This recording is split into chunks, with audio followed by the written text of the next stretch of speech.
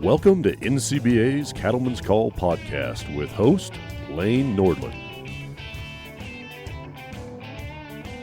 Hey everyone, welcome back to the Cattleman's Call podcast. Lane Nordland here joining you from the brisk state of Montana. Fall is in full swing. We had snow up on the high elevations the other day in some pastures, so looking forward to some fall weather here in Montana. And from Montana, we're going to go down to Missouri, the state right in front of us in terms of alphabetical order on the map. But we are joined today by the Keesaman family with KK Farms Red Angus out of Osborne, Missouri.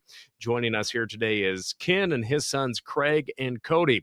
And I'm excited about our conversation today because not only do we get to talk about cattle, but also a venture that the operation has taken in terms of producing wine in that part of the nation as well. But as I mentioned, it's a little brisk up here in the Big Sky State. But Ken, how are things in Missouri here today?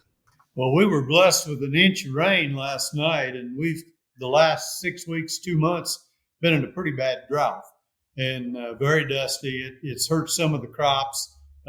We had really good hay, really good grass, but it's really told on it. And that's kind of what a little chill in the air makes you feel like fall, But we've had some warm temperatures. Yep. And how much precip do you usually get a year down in your neck of the woods? Well, usually not enough. I don't know what the average rainfall is, boys. 28 inches, maybe. I don't know. But we don't need a lot of rain. We need timely rains. In the last 2 or 3 years, we've gotten them. And I don't like to mow the yard, but when I have to mow the yard, that means the cows got grass. So. Well, that's good too. We got about 3/4 of an inch, I think Saturday night up here. We've had very good fall moisture, late summer moisture in our neck of the woods. We had a great podcast with meteorologist Matt Makins a few weeks back for our listeners. Go listen to that and learn more about why we actually had so much rain in the northern tier states this summer.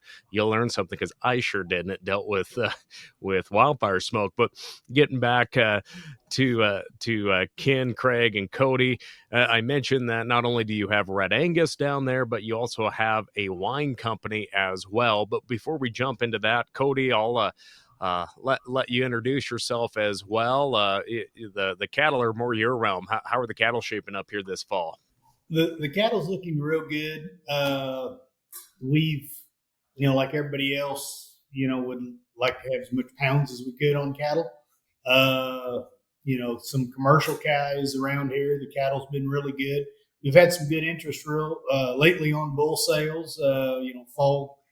Fall guys are needing bulls, getting ready to turn out in, a month, 6 weeks. And seems like the phone's been ringing off the hook, which is good in the purebred business. So cattle is looking really good.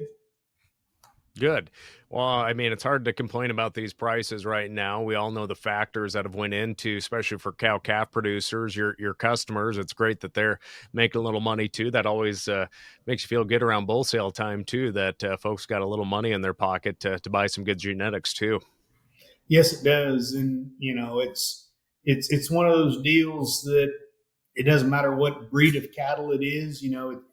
I kind of look at it. I'm glad when everybody's having good sales, regardless of what flavor.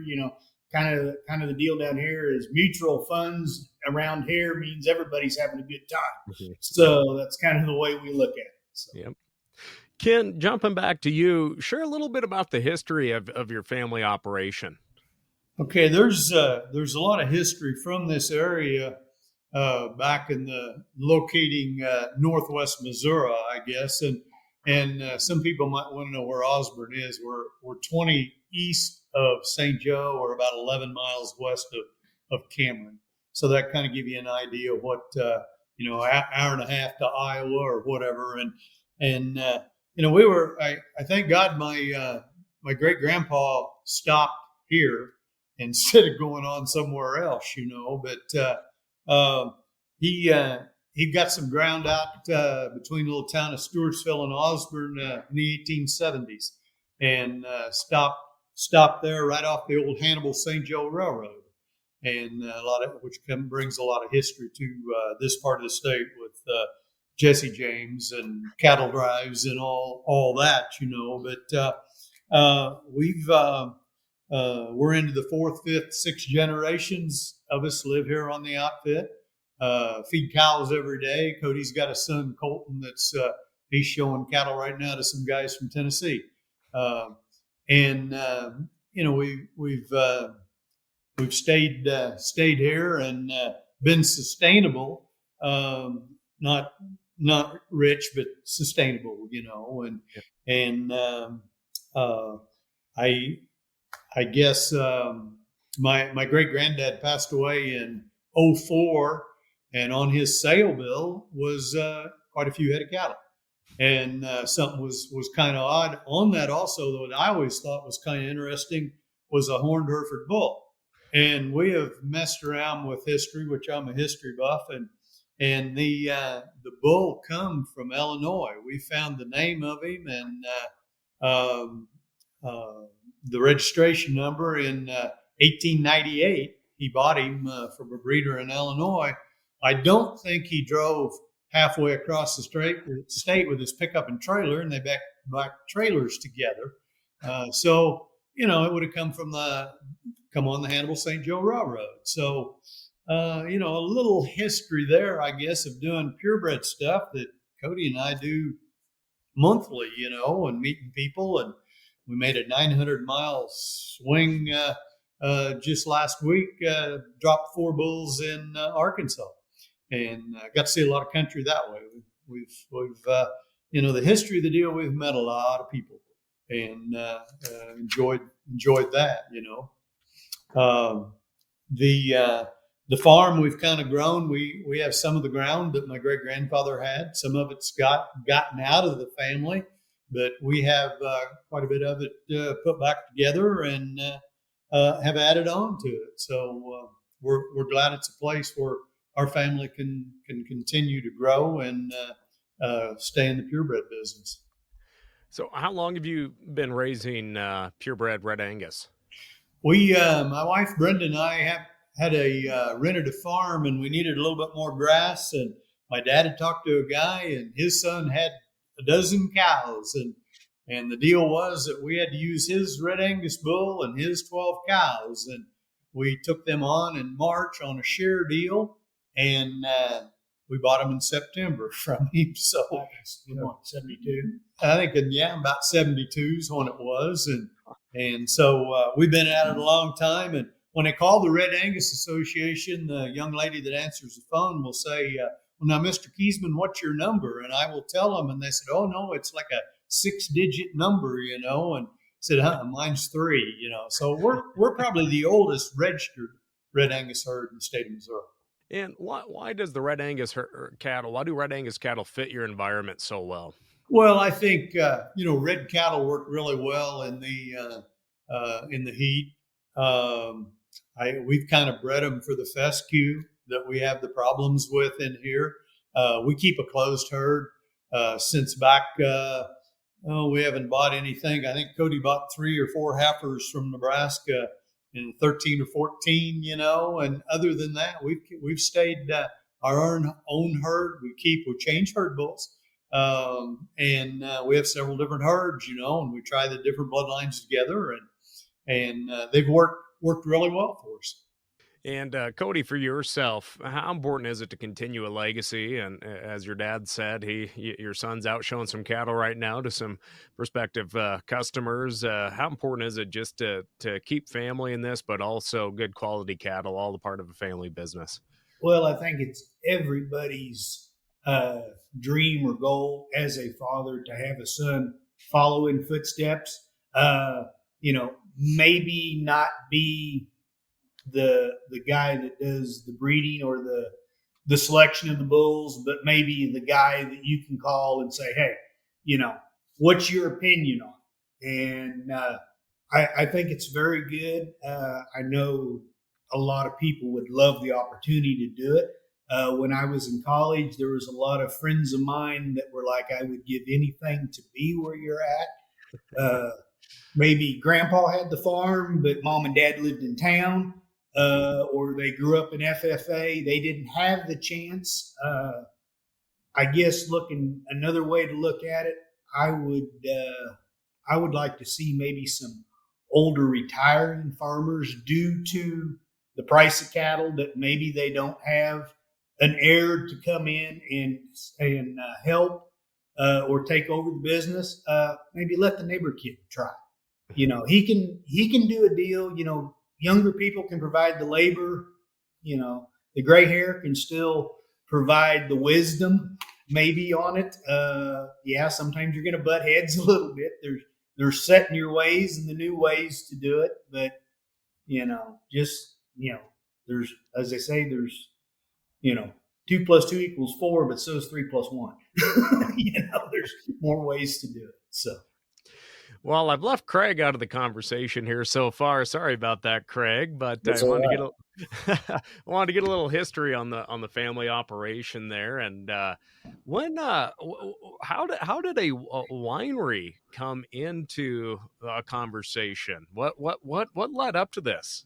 Well, I was finishing my college at Missouri Western in St. Joe, and I knew I wanted to do something back on the farm, but I wasn't quite sure if I wanted to commit to cattle and row crop and hogs and whatever else was familiar growing up with. So at the time, I was experimenting around and making some beers and wines at home with some kits that I had gotten from one of the jobs I worked at, and then just kept expanding until finally my wife at the time was like, we should probably consider selling this instead of just making it and giving it away. So I went and had the hard conversation with Dad about wanting to start a winery here on the farm, which it's always a challenge to introduce something new and completely different to an established place. But after giving, I think I convinced him up with the details and the plans that we had drawn up, and then just looking and talking to other wineries that were also based on agricultural farms or century farms or whatnot, helped get that off the ground. So in 2009, we started the Windy Wine Company here on original homestead ground, part of the original homestead ground here on the farm, and we've been running ever since. And what is the climate like to grow wines? Is it I know in Montana we only have about 2 areas that have a long enough season to try and get a crop raised. But what are the growing conditions like, and how do the vines do? Oh, we're Missouri, so we deal with extreme heat and extreme cold. We can't grow a lot of the same commercial grapes like, say, California, or the more commercially known grapes, especially here in America. We grow a lot of different varietals that are, bred for this type of temperature, this type of climate, shorter growing seasons and whatnot, less Mediterranean style and more Midwest. And so that's where our industry, the Missouri wines, even Kansas, Nebraska, Iowa, our neighbors, have kind of developed their own flavors and varietals of grapes that we market as not being the cabs that you see on the store, but the Nortons, that is the Missouri State grape and what you'll see at most Missouri wineries or Midwest wineries. So it's definitely a different environment for growing grapes. And so what are some of the types of wines that you really specialize in? Well, here we specialize in a lot of fruit wines because we can grow a lot of fruit here in Missouri really well. I do a lot of fun flavors. I'm a chef also, so I like to experiment with doing different things with different food items or flavors. So, for example, one of our most popular, probably what we're most famously known for, is a peanut butter and jelly wine, which is it sounds crazy, but it's super popular. It's Concord grapes, which is what grape jelly is made out of, and then dry roasted peanuts is what it's flavored with, and it's like drinking a peanut butter and jelly sandwich. And I said it's insanely popular. So we do things like that. White chocolate strawberry. We're always experimenting with things. We just released a jalapeno pineapple wine for a short run. So we try to add variety and fun to what we do, because we are limited on some of the types of grapes and things that we can produce here and grow. Mango chili. Mango chili lime is a really popular one. It's our most popular one. And unfortunately, we can't grow the mangoes here, but I'm working on it, trying to figure out an alternative. So Ken, for yourself, were you much of a wine drinker before this venture started? No, we leave that to Grandma.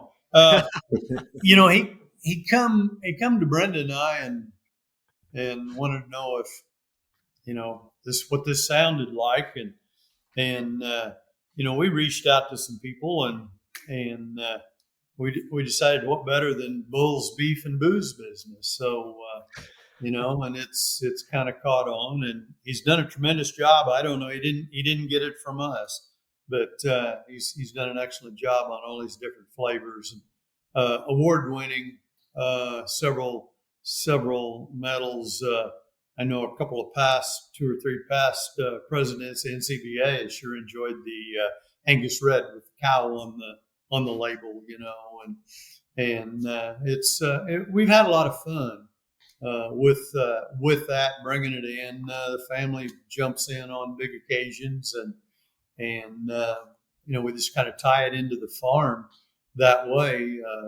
But it's been an undertaking, I guess, and I don't know how he has been able to tell. I know they had him sit in and be quiet one time and sit in as they judged the wines, and he called me and he says, "Hey, I know I've got a best of class." And I said, "Well, how'd you know?" "I could taste it."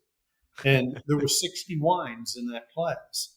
So, wine's wine to me, but boy, not to a lot of people. And we get hundreds of people in here on the farm every year. What has that been like, though, where folks are coming in mainly to try or buy wine, but also having an experience on a multi-generational farm? How have all three of you taken that opportunity as an educational opportunity, a marketing opportunity for both protein and drink, and really helped set the family up for success? Well, it has, and it's worked really well. You come buy a bull from us, you get a bottle of wine. So, and we've had several calls. "Hey, would you be open this day? My wife wants to try your wines." And so we drop her off at the winery and we go look at bulls. But it's worked good. And of course, the meat sales, we sell the beef here, the meat sticks. It's branched out. There's a lot of people know that we have Bull's Beef and Booze, and it's helped off all three factors of what KK Farms is all about. Well, and the other deal, Kraig and I have tried to do more of a farm to table type setup deal. We're getting a lot of people from the Kansas City area coming up. They're trying his wines. They can get the wines down in the Kansas City area where he's got it distributed in some Hy-Vee stores around there. And once they come up, "Oh, you mean I can buy a farm fresh steak? I can buy this. Now, what's the difference between what you're selling to what I'm buying?" And sometimes it's kind of like talking to a wall. Trying to explain to them, but most of the time, if I can get them to buy that roast, that package of steaks, maybe 2 or 3 packages of hamburger, they're going to be calling back, "Hey, I want a half a beef," or me and my neighbor want a half a beef. Me and Dad want to split a half a beef. Go from there, and it's just a way for us to get our foot in the door to promote it, and it's a way for us to. Our main deal is the breeding stock, but it's a way for us to get rid of market kind of what we call our off cattle, maybe the bull that wasn't good enough to be considered as a breeding potential, or maybe had a calf with a bad eye, but the genetics are there. It's just a way to put a little extra premium on something. So all your registered stock, you don't have a separate commercial herd that you market on a video at all. You're just trying to keep everything within the registered realm and then market that beef. Is that my correct assumption? Yeah, we do have some commercial herds. Most of them are, either lower end older cows that are registered, or we'll have some cows that are purebred. I do have some cows that I bought from my grandfather. And years ago, everything was Hereford. So they've got some white face and some Hereford influence in them.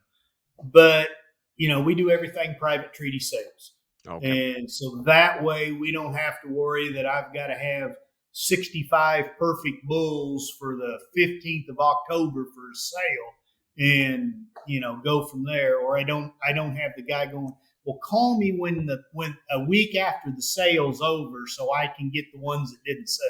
Yeah. And that way I'd rather say, this is the price we would like to have for the cattle instead of here's my best bull. Now what do you give me? And one gentleman told Dad years ago, he said, you're in the bull business when a customer comes up and offers you $700 for your top bull. $200 over steer price, and that's about the way it is. And for your customers, are most what is the majority? Are they fall calvers or spring calvers in your part of the nation? Basically about 50-50, but most of the older guys are moving to that fall situation. They like it that calf's 200 to 300 pounds when the snow hits, or the main part of the winter. And of course, the average age of the cattle rancher now, they say 65, which is probably closer to 75 or more, age wise. And, I'm not going to lie. There's days I don't want to get up when it's 0 out and check cows and go feed. But, Lane, that's something that has changed in this country. There was never any fall calvers. And it's changed, and it's getting bigger and bigger and bigger. The last 2 trips we made in the last month, to South Missouri with some bulls, they've started fall calving in different places, and it's not as cold a winter down there. Yeah, they'll have storms, but we see a lot more of that.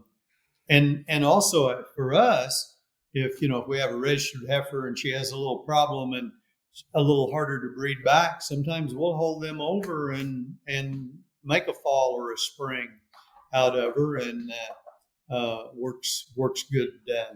Works good that way. But I see more of that. And years ago we didn't. You either had spring or first day of March they'd start calving, and that's what the older just ones a way for us to get more use out of our herd bulls. Mm-hmm. We can flip flop them some bulls we give some money for, and it works. It works out. What are some goals or things that you're looking at for the future of your Red Angus herd? What obviously Kody, your son, wants to be involved. It sounds like too. But what are some family goals you have for the breed and for genetics? Whether that's here at home, maybe exporting some of those genetics or abroad too. What are some of those things you're really thinking about, and what you're talking about over a glass of wine at the kitchen table at night? Well, actually, I think the Red Angus breed that I've seen, that the time that I've been involved of it, it's really grown, but it keeps growing. Guys are finding out the heat tolerance on them, is a little better than the black-hided cattle, regardless of what flavor. They cross great with Simmental. They cross great with the Charolais. The guys in the southern United States are finding out that the red cattle on top of the Brahma influenced cattle is working really good. Florida's got a great, those guys are really starting to look. We've exported bulls to Mexico, and we sent a bull and 2 heifers back in June to the Bahamas. So this is something that the breed itself is growing. There's probably more diversity within a breed than there is between the breeds. Unfortunately, the Red Angus now, a lot of guys are looking into the Black Angus sires to get new herd sires and new blood into the reds. This works good for us. There's guys that, you can put a black bull on a Hereford and you can get along great with some F1 Baldies. You can do the same with the Reds. You can't hide as much with red-hided cattle as you can with black cattle. And that's what a lot of guys are kind of finding out. They had a problem with the mousy grays, with the Simmentals, and they found out that the Reds didn't have that diluter gene in them. And you're still complementing, even if you use a 3-breed rotation, you're still getting the best of all 3 breeds you're using. They complement a lot of other breeds very well. I guess my part of your question, I guess, on what we look forward to. Since I'm the older generation sitting here, I think building relationship with customers. We've dealt with 4 or 5 a year ago, or 2-3 years ago. We have a booth at Kansas City Farm Show. I met one farm family 100 miles from here. They asked about bulls. They asked about heifers. They wanted a place where they could go do that. The next year, I met the next generation. The next year, they called all 3 of them. We had the 3 generations of us dealing with 3 generations of that family. We become friends. We visit, about cattle. We've sold them bulls. We've sold them heifers. And a lot of people that we deal with does not want the registration papers.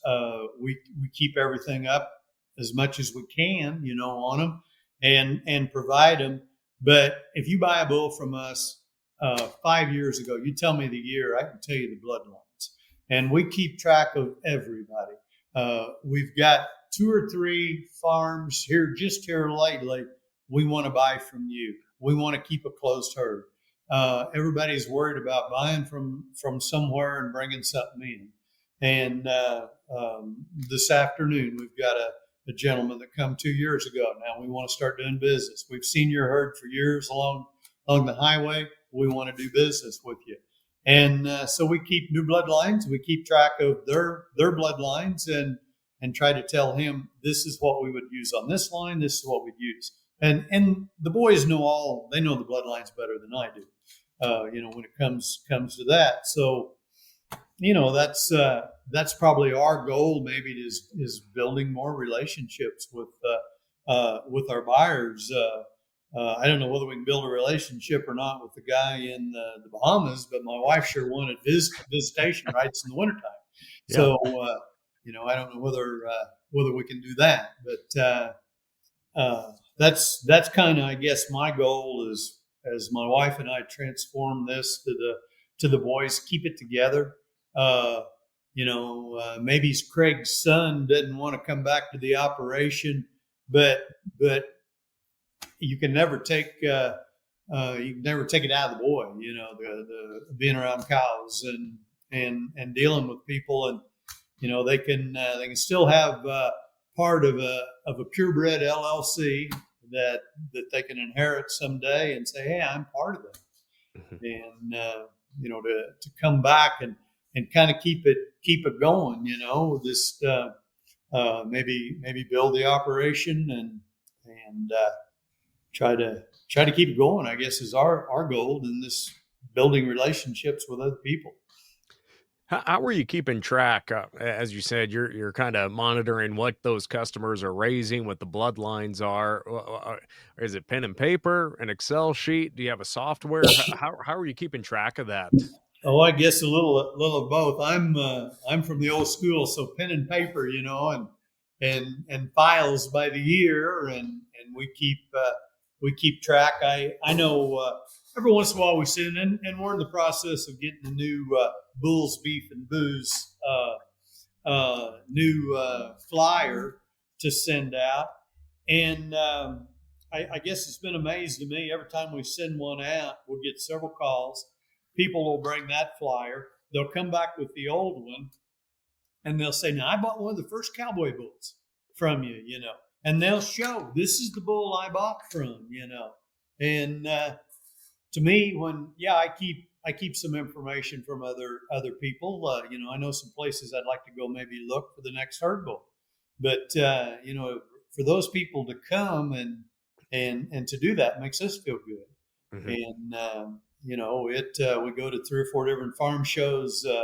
We're going to a brand new one a year from now, 400 miles from home, and try to create a little more. There's fewer of us cattlemen every day, and as corn's at a low price now, and I feel sorry for the grain guys. It's kind of what the cattle people was in 5 or 6 years ago, when they were getting $8 for corn and 16 for beans. But the fences come out in Missouri whenever that happens, Mm-hmm. and those guys that drive the big combines, very few of them are cowboys, and they don't put the fences back in, and I guess my biggest worry in seeing this pass on down is the price of ground, and I don't care whether what kind of business you're in agriculture today, you cannot pay for this ground the price it is, and that's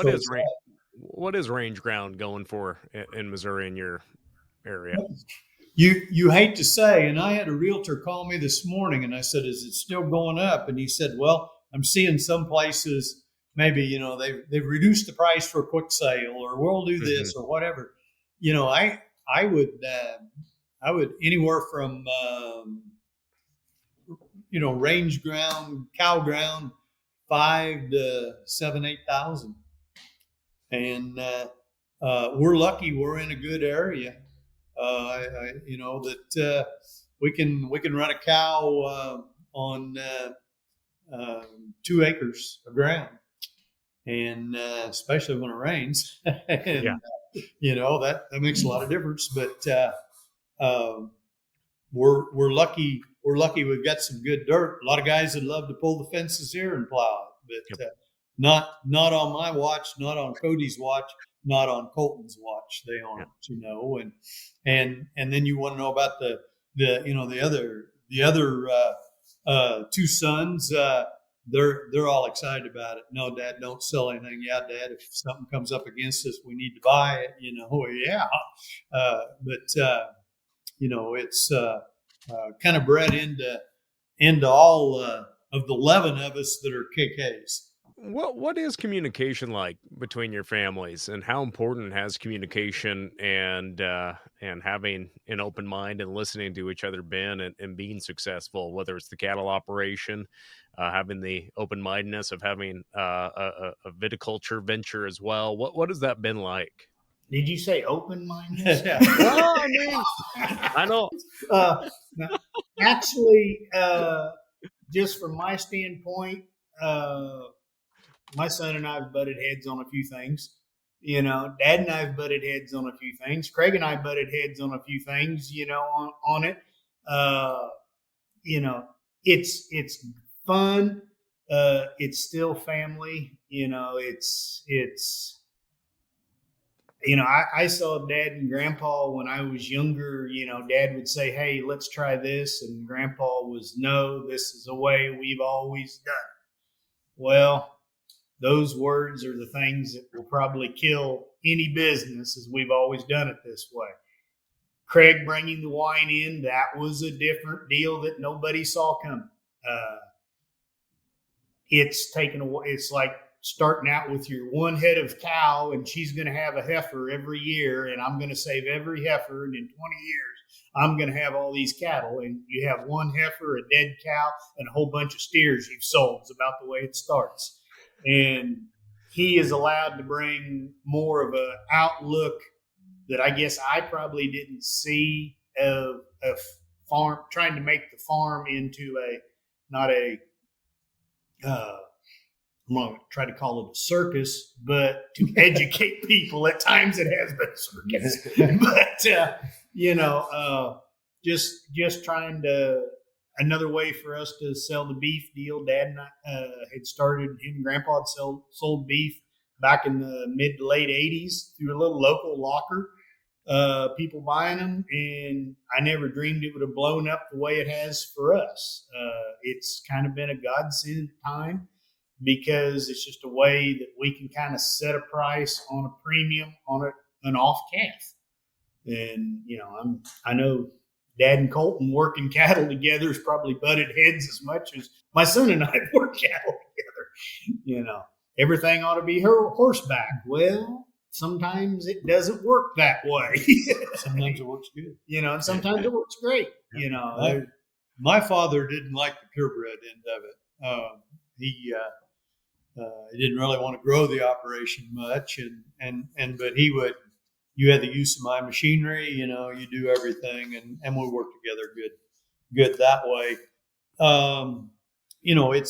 It's really worked good. We move a lot of meat through this winery. We have our meat sticks that's got our meat logo on it. We're going to a big wine fest this week. His son last year was there and sold $900 worth of meat sticks at this winery or at the wine fest, which is kind of unheard of, but always somebody's coming up and they'll pick up a flyer and we got a flyer for our beef and it brings all the family together on different things. That way, the Red Angus has been here twice. We've hosted them. We have a lot of different people come in here, use our meeting room at the winery. Kraig will cook our beef for them, and it really goes really well. So I guess when Brenda and I's gone, we're going to feel very comfortable that it's going to be continued on.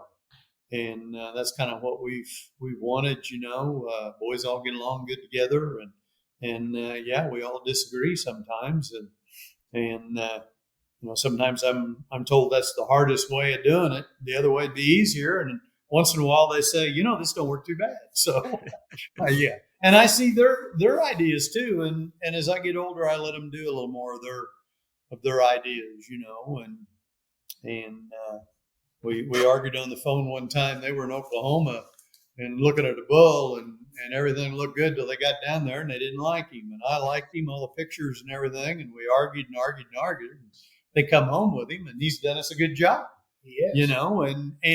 but I get a call about 10 minutes later and Kody says, I think there's a bull way on down the line that would do us some good. And he really did. So they bring two of them home. We use their ideas and my idea, and it all kind of worked together. But I guess we're at the end of the day, we're really blessed to have a family operation. Grandkids that just love to come to the farm and hey, Grandpa, what is there to do?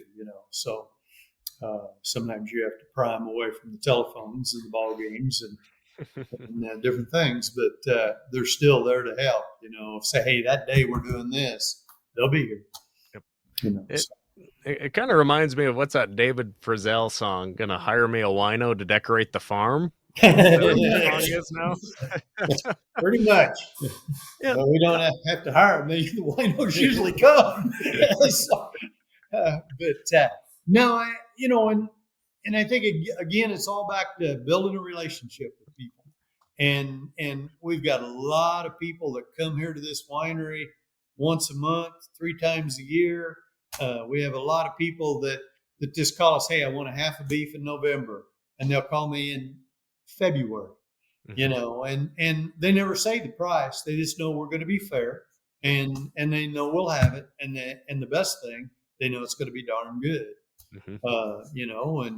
And we work with 2 or 3 family farms around here and trade back and forth. And it works out really well. If somebody needs some help in this area, it doesn't, a major deal or something, boy, you can get people in a hurry, in this part, and kind of like it was years ago, so.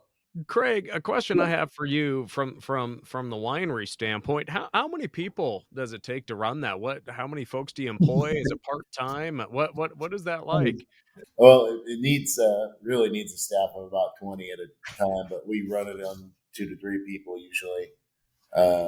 Myself and my girlfriend run most of the day-to-day operations. I do the winemaking and stuff. When we have events, we have a few part-time employees that come and help us. And then the rest of the family chips in. Kody's down here helping cook burgers if we're real busy or doing all that stuff. So we all work together, and my mother, his son, and then my brother's sons all come and help out on the farm as much as they can. So, and my kids, it's really the best part about having the winery on the farm is, with farming in general, whether it be raising crops or cattle, a lot of times the farmers, probably one of the most depressing part is once you sell the cow, you don't get to see them being enjoyed or consumed by whoever it is. You might get a call from them, you might get a picture of them the next spring and be like, hey, this was great, this worked. And that's affirming that you don't get to see people enjoy what you do. And at the winery, you can watch them actually consume the beef, you can see them consume the wine, you can see them consume the environment. I mean, all of us that grew up on the land here have really fond memories that we have when we see something. We get nostalgic about the way this fence looks or something, and that is stuff that people get to come out and see. And that's really one of the most rewarding things, is to actually see your product that you're producing on a farm in people's hands, enjoying it, laughing, having a good time. They don't get to see all the hard work behind it, but you get to see the fruits of your labor. And that is one of the best parts of it. It also helps keep us as tenants to the area a little bit more responsible and a little bit more up to that, like, hey, we probably need to weed this fence row because we got people coming to the winery, or we need, it keeps us a little bit more less lazy when it comes to cleaning up things and making the place look the way it's supposed to, whether it be putting a coat of white paint on a pipe fence for the cattle to stay in, or just keeping it mowed. It's things that we probably normally wouldn't do if we didn't have the traffic coming out to do that.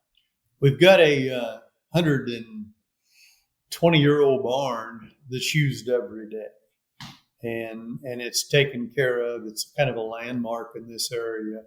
My grandson uses it for his horses. We use it for hay. If I take a fat steer for you to a locker, he's going to come through that to be loaded. I mean, we use it all the time. You see so many that, you'd like to know the history and what was thought about that barn. It was right after the beam and peg era here. It is, but my grandfather did most of the sawing for it, and better than my skill sawing I do, but I mean, it's got the hay trolley and track. It's going to stay there too, and we keep it. Try to keep the family history and all. He would love to tie it in somehow to the winery, and we thought about doing some events and everything.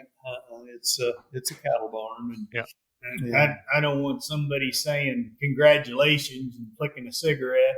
Yeah. Next thing you know, at 2 a.m, there goes the barn. And we've seen it get hit by lightning a couple of times. One of the things, Lane, I think is interesting on Kraig's bottles of wine. Of course, the Angus Red's got a cow on it, and it's he's got a Bible verse on every bottle of wine, and then on the back of it he lists whether it's sweet or not. And what I like about his Angus Red, I told him when Mom and I'll have to get this started, but we want a Red Angus wine or a bottle of wine with a cow on it. And he said he'd already thought about it. He says Angus Red sounds better for wine than Red Angus. Mm-hmm. And we've had it at some Black Angus sales. They featured this, and all over. We've had a lot of people take these bottles and take them home and put them on the shelf because they've got. But what I like about it, it says made from Missouri Norton grapes and aged in American oak barrels for 18 months. This red wine pairs great with beef, and especially with Red Angus cattle. And that was approved by the feds. Really? So I just thought that was kind of interesting, that it does. And I like all kinds of cows, all flavors of them, and I respect. Got a lot of really good friends that's got whites and blacks and everything else, Yep. So and I'm for I'm for all of them, So we're Red Angus breeders, so we're gonna push that. Ken, what's it like rolling up your pants and taking your socks off and doing a wine stomp? Do we have footage of you ever stomping grapes like I Love Lucy? You probably better hope I take my boots off. That's for the women to do. So now Saturday they will do this at the Wine Fest at Mountain City, Missouri. They do a great stomp, and they'll have several people doing that, and it's fun to watch midday. So it's funny when we do grape stuff. All my life I've listened to what this man has to say to do and do this and do that. But when we do grapes, sometimes he has to listen to what I say that we need to do. But they've all helped. Harvest season for grapes is a busy time, and it's not. There's a lot less of a window for those, because when they're ready to go, they're ready to go, and you can't really put them off. And once you pick them, you got to start doing stuff. So it's a lot of long nights sometimes if you pick them earlier or later in the day, and then you got to stick with them. But that's one good quality of being raised on a farm, especially as a 5th, 6th generation farmer, is you learn things you don't stop until you get what needs to get done.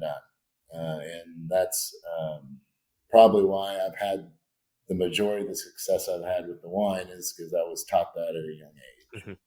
And it continues to be. It gets harder to do as you get older, but it's still something that's engraved. If something needs to get done, it needs to get done, and don't quit until it's done. We buy some grapes too from 2 or 3 other different vineyards. I guess some of them come clear out of Iowa last year for one grape. It's kind of like breeding cows. You're looking for one certain thing to put in a new wine, and there's been 1 or 2 big wineries here in the Missouri call Kraig and say, hey, we just crushed yesterday.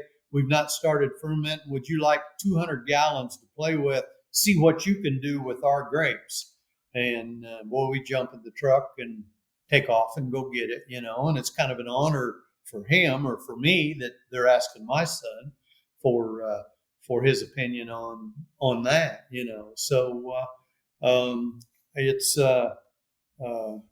I guess one thing that really made me feel good, and I think in 2013 I went and testified to congressional subcommittee for NCBA, and when we took a tour of the building, I took a case of the Angus Red, and when we took a tour of the building, there was already one guy that had a bottle of our wine on his shelf, and because it had a cow on it. So some little things like that is pretty neat, and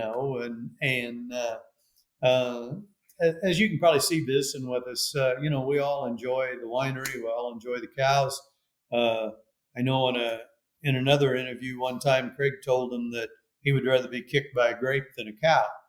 So that's why he doesn't mess with grapes or mess with cows. I mean, he messes with grapes. So, well, I've been kicked in the head by a bottle of wine a time or two and figured that out the next morning. If folks are interested in purchasing your wine, your beef, or your cattle genetics, guys, where's the best place for them to go? Well, you got 3 different Facebook pages. You got KK Farms Meats. You've got KK Farms Red Angus Cattle, and you've got Windy Wine Facebook page. And there's a way of getting hold of the old man or the kids, So on that, and as far as the meats, we just locally they kind of advertise themselves, and we advertise. As far as the bulls, we've advertised in the Red Angus magazine for years and several other magazines, and the wine, I don't know how many high V's it's in the state of Missouri, a bunch, and if you have a good product, it advertise for yourself, and we took some bulls to South Missouri. This company had a brewery, and they'd tried the peanut butter and jelly wine at the Missouri State Fair. They knew us before we knew them, and on that. So I guarantee if you have a bad product, that's pretty bad advertisement. So, that's what we've done. And you can order our wine off of our website, which is windywine.com, www.windywine.com. And there's a link on there to order wine, so we can ship to most states. It's through a third-party service, but we got that. And then we've shipped meat before too. Yeah. The best way to do that is to contact the winery directly with the phone number on the website during our normal business hours, and we can figure out what we need to do to get that shipped. But we've shipped meat all the way to Washington, I think, maybe some up to New York. People buy a steak or a couple of steaks, and we packed it up and shipped it. So all those options are available through our website or by calling the store too. Well, again, a lot of opportunities, a lot of diversification, and of course, drink responsibly, but eat beef irresponsibly. How about that? That could be your new slogan. I always joked with them when they asked me how many of us is here, and I said, well, there's 3 of us boys. I run the cattle, Kraig runs the wine, and Casey's the sheriff. And they go, well, how's that work? And I said, well, Kraig gets them drunk, sells them a package of steak, and Casey pulls them over down the road, so it's a family affair. Well, again, I've enjoyed our conversation here today, gentlemen, and maybe one day Sarah and I will go rolling through there in Missouri. I'll be in Montana. She'll go from Colorado, but I'm referring to Sarah Gregory. For those listening to the podcast, our executive producer of the podcast, who always organizes this, she did send me a text saying that she can vouch that the peanut butter and jelly wine was very, very good. So there you have it. 5-star. Wonder how she got that. We usually travel with wine, so we'll have some in Nashville in February. So okay. I might bring you a bottle of Angus Red so you can put up on your shelf.